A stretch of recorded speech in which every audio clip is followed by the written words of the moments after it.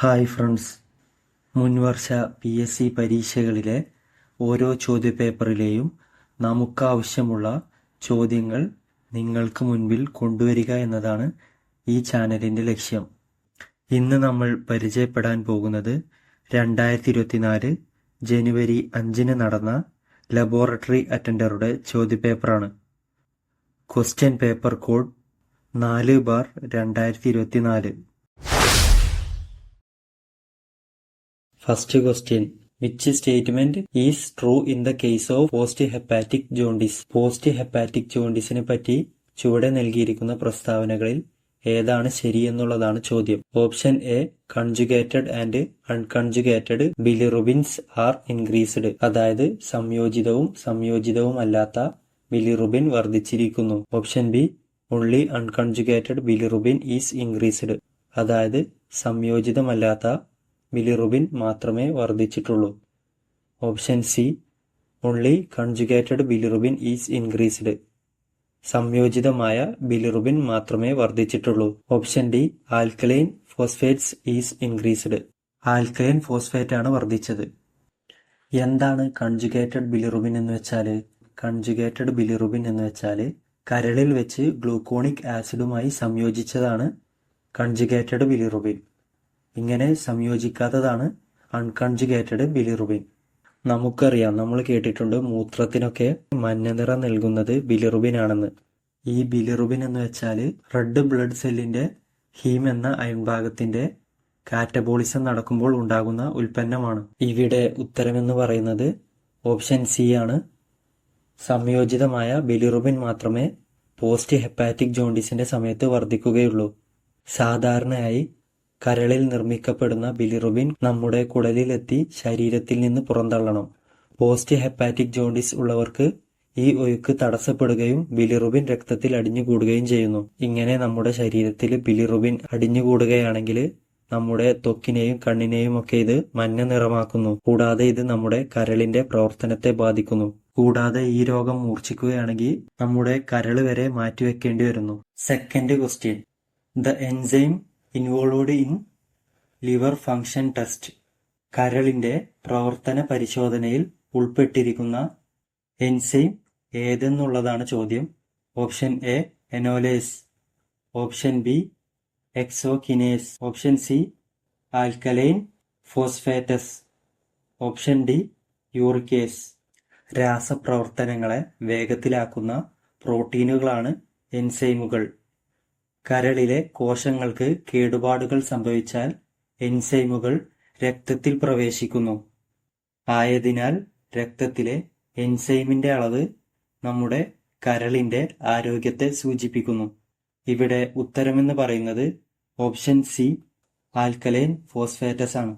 Alkaline phosphatase അഥവാ ALP കരൾ, പിത്തരസം, അസ്ഥികൾ എന്നിവിടങ്ങളിൽ കാണപ്പെടുന്നു. ALPയുടെ ഉയർന്ന അളവ് പിത്തരസം, നാളം, കരൾ, അസ്ഥി എന്നിവിടങ്ങളിലെ രോഗങ്ങളെ സൂചിപ്പിക്കുന്നു.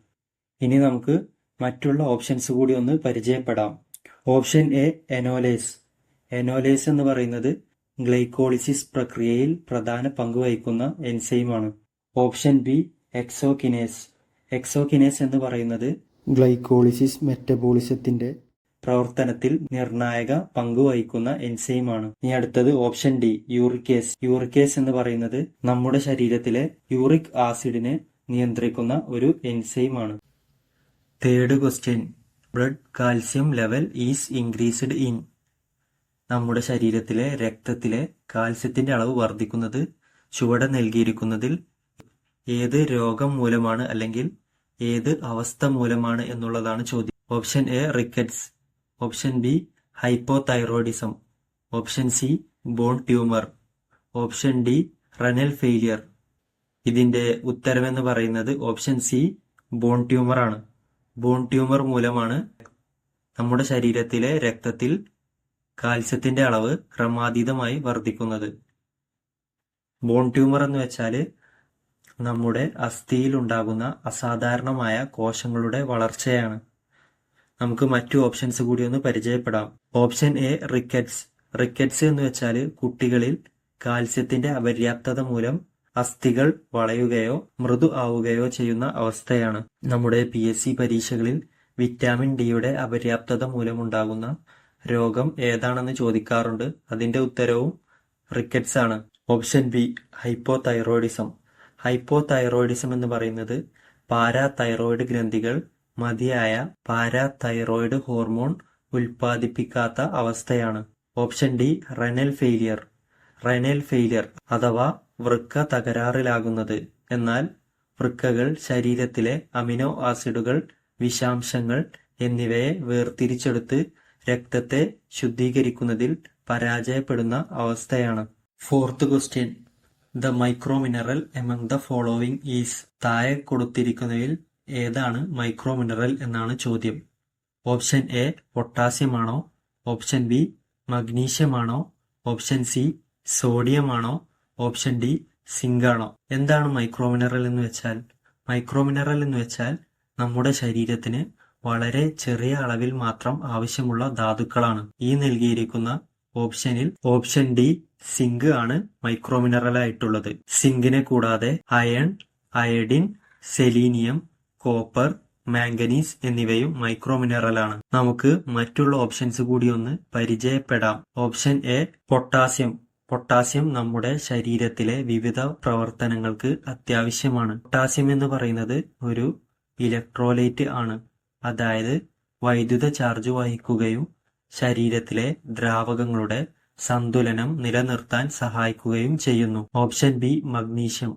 മഗ്നീഷ്യം എന്ന് പറയുന്നത് എൻസൈമുകളുടെ പ്രവർത്തനത്തിന് വളരെയധികം അത്യാവശ്യമായ ഒരു ധാതുവാണ്. Option C sodium. സോഡിയം ശരീരത്തിലെ ദ്രാവക സന്തുലനം നിലനിർത്തുന്നതിൽ പ്രധാന പങ്ക് വഹിക്കുന്നു. Fifth question. Who is the father of modern bacteriology? ആധുനിക ബാക്ടീരിയോളജിയുടെ പിതാവ് ആരാണ് എന്നതാണ് ചോദ്യം. Option A Louis Pasteur. Option B Robert Koch. Option C Alexander Fleming. Option D Antonie van Leeuwenhoek. ഇതിന്റെ ഉത്തരമെന്ന് പറയുന്നത് ഓപ്ഷൻ ബി റോബർട്ട് കോച്ചാണ്. റോബർട്ട് കോച്ചാണ് ആധുനിക ബാക്ടീരിയോളജിയുടെ പിതാവ്. അതുകൂടാതെ ഇദ്ദേഹം ക്ഷയം, കോളറ, ആന്ത്രാക്സ് എന്നീ രോഗങ്ങളുമായി ബന്ധപ്പെട്ട ഗവേഷണം നടത്തുകയും ഈ രോഗങ്ങൾക്ക് കാരണമായിട്ടുള്ളത് സൂക്ഷ്മജീവികളാണെന്നും തിരിച്ചറിഞ്ഞു. ആധുനിക ബാക്ടീരിയോളജിയുടെ പിതാവ് റോബർട്ട് കോച്ചാണെന്നുള്ളത് നമ്മൾ ഈ ചോദ്യത്തിലൂടെ പരിചയപ്പെട്ടു. ബാക്ടീരിയോളജിയുടെ പിതാവ് എന്നറിയപ്പെടുന്നത് ലൂയിസ് പാസ്ചർ ആണ്. ഫ്രഞ്ച് ശാസ്ത്രജ്ഞനായ ലൂയിസ് പാസ്ചർ ആണ് പേവിഷബാധ, ആന്ത്രാക്സ് എന്നിവക്ക് ആദ്യമായി പ്രതിരോധ മരുന്ന് കണ്ടെത്തിയത്. സ്കോട്ടിഷ് ശാസ്ത്രജ്ഞനായ അലക്സാണ്ടർ ഫ്ലെമിംഗ് ആണ് പെൻസിലിൻ എന്ന ആദ്യത്തെ ആന്റിബയോട്ടിക് കണ്ടെത്തിയത്. ഡച്ച് ശാസ്ത്രജ്ഞനായ ആന്റൺ വാൻ ല്യൂവൻഹുക്ക് ആണ് മൈക്രോബയോളജിയുടെ പിതാവ്. Sixth question. In a bacterial cell infoldings of plasma membrane is called. ഒരു ബാക്ടീരിയ കോശത്തിലെ പ്ലാസ്മ മെംബ്രെയിന്റെ ഇൻഫോൾഡിങ്ങിനെ എന്താണ് വിളിക്കുന്നത് എന്നാണ് ചോദ്യം. Option A cytoplasm. Option B ribosome. Option C mesosome. Option D mitochondria. ഇതിന്റെ ഉത്തരമെന്ന് പറയുന്നത് ഓപ്ഷൻ സി മെസോസോം ആണ്. മെസോസോം ആണ് ബാക്ടീരിയകളുടെ കോശത്തിലെ പ്ലാസ്മ മെംബ്രെയിന്റെ ഇൻഫോൾഡിങ്ങിനെ വിളിക്കുന്ന പേര്. ബാക്ടീരിയ കോശങ്ങളിൽ കാണപ്പെടുന്ന ഒരു ഘടനയാണ് മെസോസോം. കോശസ്തരത്തിൽ നിന്ന് ഉള്ളിലേക്ക് വളർന്ന മടക്കുകളോ കുയലുകളോ ആയിരിക്കും ഇത്. ബാക്ടീരിയ കോശത്തിന്റെ ഘടനയെക്കുറിച്ച് മനസ്സിലാക്കാൻ മെസോസോം നമ്മളെ സഹായിക്കുന്നു. Option A cytoplasm. സൈറ്റോപ്ലാസം എന്നത് ജീവകോശത്തിന്റെ ന്യൂക്ലിയസിന് പുറത്തുള്ള ജെല്ലി പോലുള്ള ദ്രാവകമാണ്. Option B ribosome. പ്രോട്ടീൻ സംശ്ലേഷണത്തിന് ആവശ്യമായ എല്ലാ ജീവകോശങ്ങളിലും കാണപ്പെടുന്ന സൂക്ഷ്മകോശങ്ങളാണ് റൈബോസോമുകൾ. Option D mitochondria. യൂക്കാരിയോട്ട് കോശങ്ങളിൽ കാണപ്പെടുന്ന ഒരു പ്രധാന കോശാംഗമാണ് മൈറ്റോകോൺട്രിയ. ഇത് കോശത്തിന്റെ പവർ ഹൗസ് എന്നും അറിയപ്പെടുന്നു. Seventh question. Which of the following is a spirochete? താഴെ പറയുന്നവയിൽ ഏതാണ് സ്പൈറോചീറ്റ് എന്നതാണ് ചോദ്യം. സ്പൈറോചീറ്റ് എന്ന് വെച്ചാൽ വളഞ്ഞതോ ചുരുണ്ടതോ ആയ ഒരിനം ബാക്ടീരിയയാണ്. Option A leptospira. Option B staphylococcus. Option C spirillum minus. Option D streptococcus. ഇതിന്റെ ഉത്തരം എന്ന് പറയുന്നത് ഓപ്ഷൻ എ ലെപ്റ്റോസ്പൈറയാണ്. ലെപ്റ്റോസ്പൈറയാണ് സ്പൈറോചീറ്റിന് ഉദാഹരണം. Option B staphylococcus. സ്റ്റെഫൈലോകോക്കസ് എന്ന് വെച്ചാൽ അപകടകാരിയായ ഒരിനം ബാക്ടീരിയയാണ്. ഇവ കാറ്റലോസ് എന്ന ഒരു എൻസൈം ഉൽപ്പാദിപ്പിക്കുന്നു. Option C spirillum minus. Spirillum minus എന്നുള്ളത് ഒരു ബാക്ടീരിയയാണ്. Option D streptococcus. സ്ട്രെപ്റ്റോകോക്കസ് എന്ന് പറയുന്നത് ഗോളാകൃതിയിലുള്ള ഒരു ബാക്ടീരിയയാണ്. 8th question.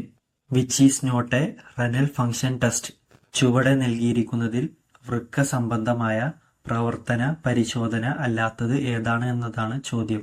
Option A C peptide. Option B uric acid. Option C cystatin C. Option D creatine. ഇതിന്റെ ഉത്തരമെന്ന് പറയുന്നത് ഓപ്ഷൻ എ സി പെപ്റ്റൈഡ് ആണ്.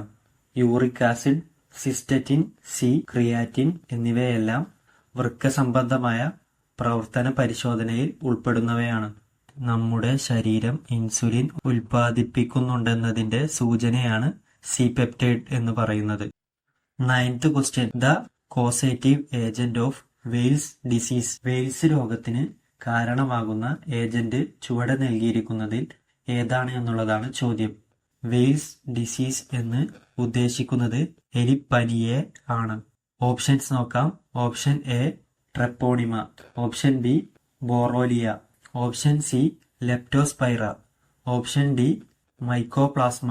ഇതിന്റെ ഉത്തരമെന്ന് പറയുന്നത് ഓപ്ഷൻ സി ലെപ്റ്റോസ്പൈറയാണ്. ലെപ്റ്റോസ്പൈറയാണ് എലിപ്പനിക്ക് കാരണമാകുന്ന ഏജന്റ്. നമുക്കറിയാം ലെപ്റ്റോസ്പൈറോസിസ് എന്നറിയപ്പെടുന്നത് എലിപ്പനിയാണ്. എലിപ്പനി ബാക്ടീരിയ മൂലം ഉണ്ടാകുന്ന ഒരു രോഗമാണ്. Option A ട്രെപ്പോണിമ. സർപ്പിളാകൃതിയിലുള്ള ഒരു ബാക്ടീരിയ ജനുസാണ് ട്രെപ്പോണിമ. ട്രെപ്പോണിമ പാലിഡം എന്ന ബാക്ടീരിയയാണ് സിഫിലിസിന് കാരണം. Option B Borrelia. ലൈം രോഗത്തിന് കാരണമാകുന്നത് ബൊറേലിയ എന്ന ഒരു ബാക്ടീരിയയാണ്. കോശഭിത്തി ഇല്ലാത്ത ഒരു ബാക്ടീരിയ വർഗമാണ് മൈക്കോപ്ലാസ്മ. ന്യൂമോണിയ പോലുള്ള രോഗങ്ങൾക്ക് ഇത് കാരണമാകുന്നു. 10th question. In person having XY chromosome, the number of ബാർബോഡി is. XY chromosome ഉള്ള ഒരു വ്യക്തിയിൽ ബാർബോഡിയുടെ എണ്ണം എത്രയാണ് എന്നുള്ളതാണ് ചോദ്യം. എന്താണ് ബാർബോഡി എന്ന് വെച്ചാൽ ഒരു എക്സ് ക്രോമസോം നിർജീവമാകുന്ന പ്രക്രിയയാണ് ബാർബോഡി. കോശവിഭജനത്തിന്റെ ആദ്യഘട്ടത്തില് സ്ത്രീകളിലെ 2 എക്സ് ക്രോമസോമുകളിൽ ഒന്ന് ഇങ്ങനെ നിർജീവമാകുന്നു. ഇവിടെ ഉത്തരമെന്ന് പറയുന്നത് ഓപ്ഷൻ സി 0 ആണ്. XY ക്രോമസോം ഉള്ള ഒരു വ്യക്തിയിലെ ബാർബോഡികളുടെ എണ്ണം എന്ന് പറയുന്നത് 0 ആണ്. XY ക്രോമസോമുകൾ ഒരു വ്യക്തിയുടെ ലിംഗം നിർണയിക്കുന്ന ജീനുകളുടെ കൂട്ടമാണ്. സ്ത്രീകൾക്ക് 2 എക്സ് ക്രോമസോമും പുരുഷന്മാർക്ക് 1 എക്സ് 1 വൈ ക്രോമസോമുമാണുള്ളത്. മനുഷ്യരിൽ ഓരോ കോശത്തിലും സാധാരണയായി 23 ജോഡി അല്ലെങ്കിൽ 46 എണ്ണം ക്രോമസോമുകളാണ് അടങ്ങിയിട്ടുള്ളത്. 11th question. Dash connects muscles to the bone. ചുവടെ നൽകിയിരിക്കുന്നവയിൽ പേശികളെ അസ്ഥിയുമായി ബന്ധിപ്പിക്കുന്നത് ഏതാണ് എന്നുള്ളതാണ് ചോദ്യം. Option A cartilage. കാർട്ടിലേജ് എന്ന് വെച്ചാൽ തരുണാസ്ഥി. ഓപ്ഷൻ ബി ടെൻഡോണുകൾ. Option C ligaments. Option D tissues of fat. ഇതിന്റെ ഉത്തരം എന്ന് പറയുന്നത് ഓപ്ഷൻ ബി ടെൻഡോണുകളാണ്. ടെൻഡോണുകളാണ് പേശികളെ അസ്ഥിയുമായി ബന്ധിപ്പിക്കുന്നത്. ടെൻഡോണുകൾ പേശികളെ അസ്ഥിയുമായി ബന്ധിപ്പിക്കുന്ന കണക്റ്റഡ് ടിഷ്യൂ ആണ്. ഇത് പേശികളുടെ ചലനത്തെ അസ്ഥികളിലേക്ക് കൈമാറാൻ സഹായിക്കുന്നു. സാധാരണ അസ്ഥികളെക്കാൾ മൃദുവായതും ഇലാസ്തികവുമായ അസ്ഥിയാണ് കാർട്ടിലേജ് അഥവാ തരുണാസ്ഥി. മൂക്കിന്റെയും ചെവിയുടെയും ആകൃതി നിലനിർത്തുന്നത് കാർട്ടിലേജ് ആണ്. ലിഗമെന്റ്. ലിഗമെന്റ് എന്ന് പറയുന്നത് അസ്ഥികളെ പരസ്പരം ബന്ധിപ്പിക്കുന്ന കണക്റ്റിംഗ് ടിഷ്യൂ ആണ്. 12th question. Sutures are. Option A synarthrosis joints.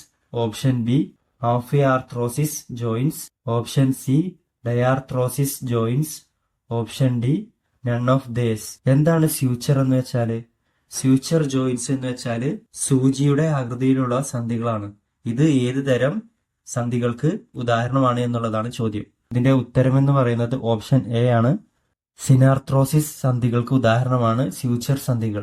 നമ്മുടെ തലച്ചോറിലെ മിക്ക അസ്ഥികളെയും ബന്ധിപ്പിക്കുന്ന സിനാർത്രോസിസ് സന്ധിയാണ് സ്യൂച്ചർ സന്ധി. കൂടാതെ ഇത് നമ്മുടെ മുട്ടുകാലിലും കൈമുട്ടിലുമെല്ലാം ഈ സന്ധി കാണപ്പെടുന്നു. ഓപ്ഷൻ ബി ആംഫിയാർത്രോസിസ് ജോയിന്റ്സ് അഥവാ അർദ്ധചലന സന്ധികൾ. കാർട്ടിലേജ് അല്ലെങ്കിൽ ഫൈബ്രസ് ടിഷ്യൂകളാൽ നിർമ്മിതമായ സന്ധിയാണ് amphiarthrosis joints. Option C diarthrosis joints. Diarthrosis joints എന്ന് പറയുന്നത് ഈ സന്ധിയുടെ മറ്റൊരു പേരാണ് സിനോവിയൽ സന്ധി. ഇത് ചലനത്തിന് അനുയോജ്യമായ സന്ധിയാണ്. ഈ സന്ധിയില് രണ്ട് അസ്ഥികൾ സിനോവിയൽ ദ്രാവകം നിറഞ്ഞ സിനോവിയൽ അറകളാൽ വേർതിരിക്കപ്പെട്ടിരിക്കുന്നു. ഈ ദ്രാവകമാണ് സന്ധികളെ ലൂബ്രിക്കേറ്റ് ചെയ്യുന്നത്.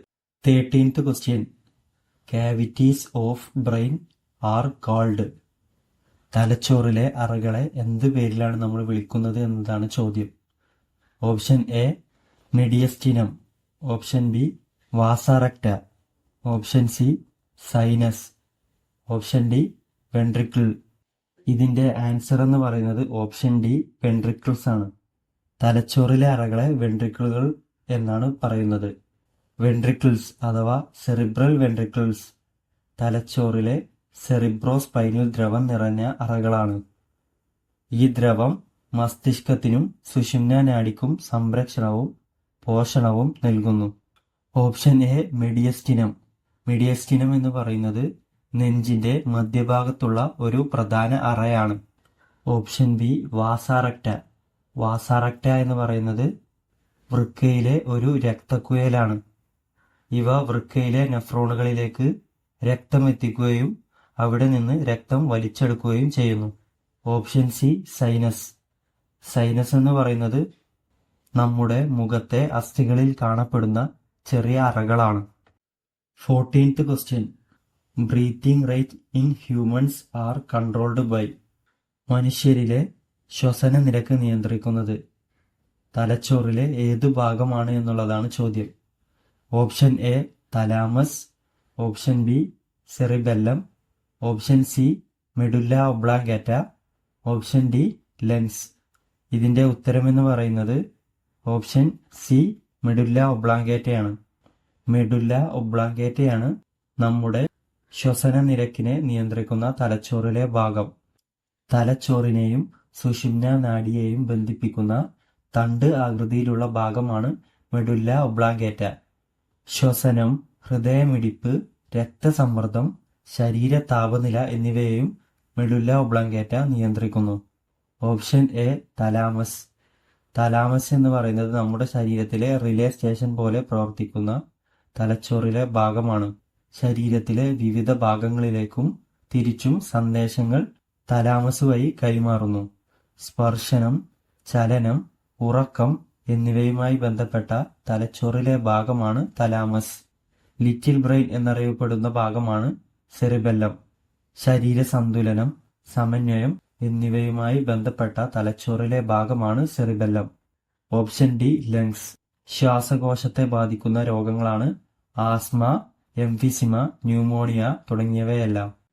15th question. കുഫർ സെൽസ് ആർ പ്രസന്റ് ഇൻ. അതായത് കുഫർ കോശങ്ങൾ എവിടെയാണ് കാണപ്പെടുന്നത് എന്നാണ് ചോദ്യം. Option A liver. Option B brain. Option C pancreas. Option D lungs. ഇതിന്റെ ഉത്തരമെന്ന് പറയുന്നത് ഓപ്ഷൻ എ ലിവർ ആണ്.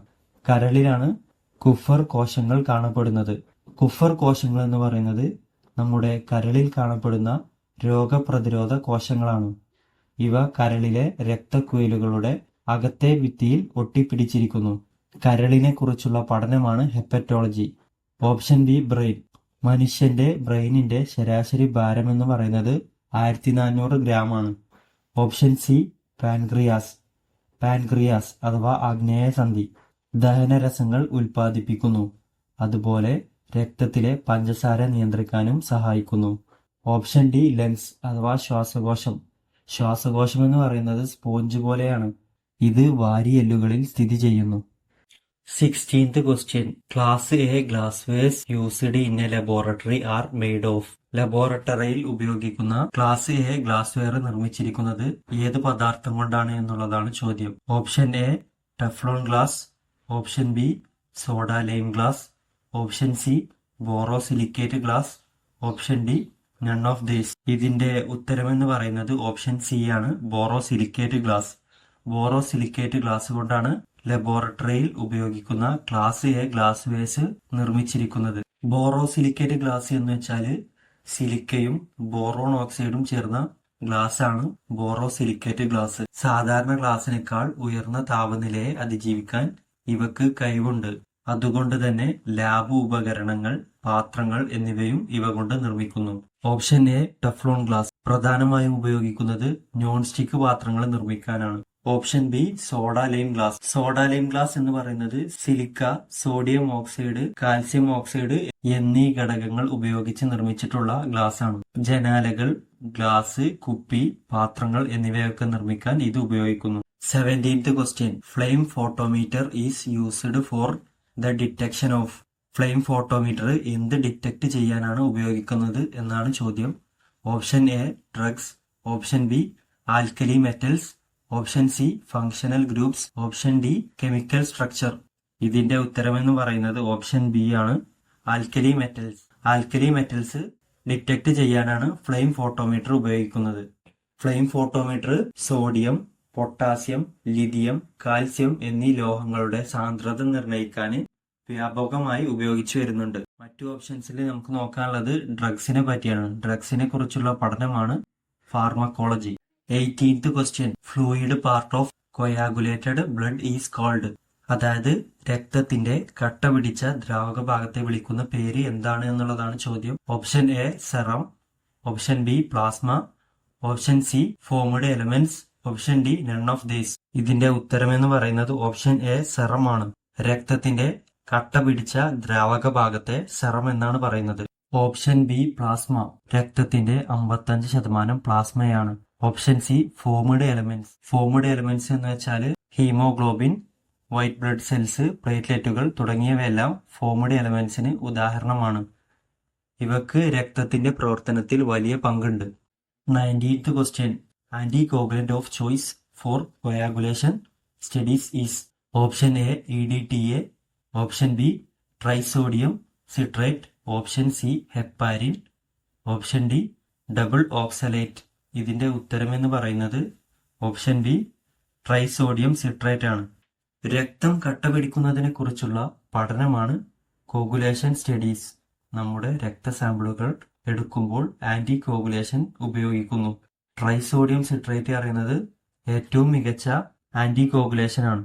ബാക്കിയുള്ള ഓപ്ഷൻസിലുള്ള ഡബിൾ ഓക്സലേറ്റ്, ഹെപ്പാരിൻ, EDTA അഥവാ ethylene diamine, tetra acetic acid എന്നിവയും ആന്റി കോഗുലന്റ് ആണ്. പക്ഷേ ഇവ ട്രൈസോഡിയം സിട്രേറ്റിനേക്കാൾ മികച്ചതല്ല. 20th question. Which blood cell produces antibodies. ആന്റിബോഡികൾ ഉൽപ്പാദിപ്പിക്കുന്ന രക്തകോശം ഏതാണ് എന്നുള്ളതാണ് ചോദ്യം. Option A neutrophils, option B T lymphocyte, option C B lymphocytes, option D basophils. ഇതിന്റെ ആൻസർ എന്ന് പറയുന്നത് ഓപ്ഷൻ സി ആണ്, B ലിംഫോസൈറ്റ്സ്. ആന്റിബോഡികൾ ഉൽപ്പാദിപ്പിക്കുന്ന ബ്ലഡ് സെല്ലിന് ഉദാഹരണമാണ് B ലിംഫോസൈറ്റ്. ലിംഫോസൈറ്റുകൾ എന്ന് പറയുന്നത് ശരീരത്തെ രോഗകാരികളായ സൂക്ഷ്മാണുക്കളിൽ നിന്നും സംരക്ഷിക്കുന്ന പ്രധാന കോശങ്ങളാണ്. ഇവ 2 തരമുണ്ട്. B ലിംഫോസൈറ്റ് എന്ന് വെച്ചാൽ നേരിട്ട് ആന്റിബോഡി ഉൽപ്പാദിപ്പിക്കുന്നു. അടുത്തത് T ലിംഫോസൈറ്റ്. T ലിംഫോസൈറ്റ് എന്ന് വെച്ചാൽ ഇവയുടെ ധർമ്മം എന്ന് പറയുന്നത് B ലിംഫോസൈറ്റുകളെ സഹായിക്കുക എന്നുള്ളതാണ്. ആന്റിബോഡികൾ ഉൽപ്പാദിപ്പിക്കുന്നത് B ലിംഫോസൈറ്റുകൾ എന്ന വൈറ്റ് ബ്ലഡ് സെൽസ് ആണ്. Option A neutrophil. ന്യൂട്രോഫിൽസ് എന്ന് വെച്ചാൽ ശരീരത്തിലെ ഒരു തരം വൈറ്റ് ബ്ലഡ് സെൽസ് ആണ്. ഇവ ബാക്ടീരിയ, ഫംഗസ് എന്നീ രോഗകാരികളിൽ നിന്ന് സംരക്ഷണം നൽകുന്നു. Option D basophils. ബേസോഫിൽസ് എന്ന് വെച്ചാൽ രക്തത്തിലെ ഒരു തരം വൈറ്റ് ബ്ലഡ് സെൽസ് ആണ്. ഇവ സൂക്ഷ്മജീവികളിൽ നിന്ന് നമുക്ക് സംരക്ഷണം നൽകുന്നു. 21th question. The granules of this blood cell contain heparin and histamine. രക്തകോശത്തിന്റെ ഏത് കണത്തിലാണ് ഹെപ്പാരിനും ഹിസ്റ്റമിനും അടങ്ങിയിട്ടുള്ളത് എന്നുള്ളതാണ് ചോദ്യം. Option A basophil, option B eosinophil, option C neutrophil, option D lymphocyte. ഇതിന്റെ ആൻസർ എന്ന് പറയുന്നത് ഓപ്ഷൻ എ ബാസോഫിലാണ്. ബാസോഫിലാണ് ഹെപ്പാരിനും ഹിസ്റ്റമിനും അടങ്ങിയിട്ടുള്ളത്. ബാസോഫിൽ എന്ന് പറയുന്നത് ഒരു വൈറ്റ് ബ്ലഡ് സെല്ലാണ്. ഇവയുടെ പ്രധാന ധർമ്മം എന്ന് പറയുന്നത് അലർജിയിൽ നിന്ന് സംരക്ഷണം നൽകലാണ്. അലർജി ഉണ്ടാകുമ്പോൾ ബേസോഫില്, ഹെപ്പാരിൻ, ഹിസ്റ്റമിൻ എന്നീ രാസവസ്തുക്കൾ പുറത്തുവിടുന്നു. Option B eosinophil. ഇസിനോഫിൽ എന്ന് പറയുന്നത് രോഗപ്രതിരോധ വ്യവസ്ഥയുടെ ഭാഗമായ ഒരു വെളുത്ത രക്താണുവാണ്. Option C neutrophil. നമ്മുടെ ശരീരത്തില് അണുബാധയുണ്ടാക്കാൻ ശ്രമിക്കുന്ന ബാക്ടീരിയ, ഫംഗസ് എന്നിവയെ ചെറുക്കാൻ സഹായിക്കുന്ന ഒരു വൈറ്റ് ബ്ലഡ് സെല്ലാണ് ന്യൂട്രോഫിൽ. ഇത് ഫാഗോസൈറ്റ് എന്നും അറിയപ്പെടുന്നു. Option D lymphocyte. ലിംഫോസൈറ്റ് എന്ന് പറയുന്നത് രോഗപ്രതിരോധ വ്യവസ്ഥയുടെ അടിസ്ഥാന ഘടകങ്ങളായ ഒരു വൈറ്റ് ബ്ലഡ് സെല്ലാണ്. 22nd question. Erythrocytopenia can be seen in all of the following condition except. താഴെ പറയുന്ന ഏത് അവസ്ഥയിലാണ് എറിത്രോസൈറ്റോപീനിയ എന്ന അവസ്ഥ കാണപ്പെടാത്തത്? Option A anaemia, option B bone marrow failure, option C leukaemia, option D dehydration. ഇതിന്റെ ആൻസർ എന്ന് പറയുന്നത് ഓപ്ഷൻ ഡി ഡിഹൈഡ്രേഷൻ ആണ്, അഥവാ നിർജ്ജലീകരണം. നിർജ്ജലീകരണ സമയത്താണ് എറിത്രോസൈറ്റോപീനിയ കാണാത്തത്. എറിത്രോസൈറ്റോപീനിയ എന്ന് വെച്ചാല് രക്തത്തിലെ റെഡ് ബ്ലഡ് സെൽസിന്റെ എണ്ണം അസാധാരണമായി കുറയുന്നതാണ്. Anaemia, bone marrow failure, leukaemia എന്നിവയുടെ സമയത്തൊക്കെ എറിത്രോസൈറ്റോപീനിയ അനുഭവപ്പെടുന്നു. അനീമിയ എന്ന് പറയുന്നത് റെഡ് ബ്ലഡ് സെൽസ് കുറയുന്ന അവസ്ഥയാണ്. അസ്ഥിമജ്ജ ശരിയായി പ്രവർത്തിക്കാത്ത അവസ്ഥയാണ് ബോൺ മാരോ ഫെയിലിയർ. ലുക്കീമിയ എന്ന് പറയുന്നത് വൈറ്റ് ബ്ലഡ് സെൽസിനെ ബാധിക്കുന്ന ഒരു തരം ക്യാൻസർ ആണ്. 23rd question. A person can receive blood only from a donor of his or her blood group if the blood group of the person is എന്ന് വെച്ചാൽ ചുവടെ കുറച്ച് ബ്ലഡ് ഗ്രൂപ്പ് നൽകിയിട്ടുണ്ട്. ഇവയിൽ ഒരു രക്തഗ്രൂപ്പുള്ള വ്യക്തിക്ക് സ്വന്തം രക്തഗ്രൂപ്പിലെ ദാതാവിൽ നിന്ന് മാത്രമേ രക്തം സ്വീകരിക്കാവൂ. ആ പറയുന്ന ഗ്രൂപ്പ് ചുവടെ നൽകിയിരിക്കുന്നവയിൽ ഏതാണ് എന്നുള്ളതാണ് ചോദ്യം. Option A, option B, option C A B, option D O. ഇതിന്റെ ആൻസർ എന്ന് പറയുന്നത് ഓപ്ഷൻ ഡി ഒ ആണ്. ഒ ഗ്രൂപ്പിലുള്ള വ്യക്തിക്ക് സ്വന്തം രക്തഗ്രൂപ്പിലെ ദാതാവിൽ നിന്ന് മാത്രമേ രക്തം സ്വീകരിക്കാവൂ. എ പോസിറ്റീവ് ബ്ലഡ് ഉള്ള ഒരാൾക്ക് A positive, A negative, O positive, O negative തുടങ്ങിയ ബ്ലഡുകൾ സ്വീകരിക്കാം. ബി പോസിറ്റീവ് ബ്ലഡ് ഉള്ള ഒരു വ്യക്തിക്ക് B positive, B negative, O positive, O negative ബ്ലഡുകൾ സ്വീകരിക്കാം. എ ബി പോസിറ്റീവിന് എല്ലാ ബ്ലഡും സ്വീകരിക്കാം. 24th question.